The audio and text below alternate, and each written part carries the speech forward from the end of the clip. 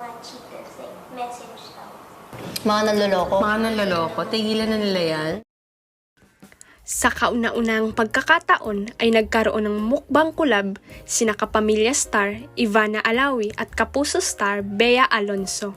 Sa vlog ng una, habang lumalantak ng King Crab ay nagbato ng mga tanong sa kanila ang kapatid ni Ivana na si Mona Alawi. Isa sa mga natanong sa kanila ay kung anong masasabi nila sa cheaters o mga manluloko sa isang relasyon.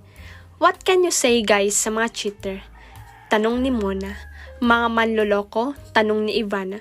Mga manloloko, tigilan na nila yan. It's so 2020. Charot, 2019 pala. Charot. Doon tayo sa mabait, saad naman ni Bea. Ako, wala kayong mapapala, ani Ivana. Parang you're never gonna be happy in life. Pag nananakit ka ng tao, mabigat ang buhay mo. Kasi may niluko ka. May ginawan ka ng masama. Sunod na tanong ni Ivana ay kung naniniwala siya sa karma. I do, say ni Bea.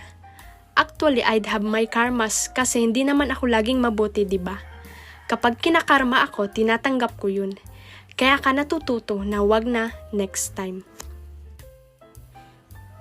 Matatandaang bago maging masaya sa kanyang fiancé na si Dominic Roque ay naging controversial ang paghihiwalay nila ni Kapamilya star Gerald Anderson.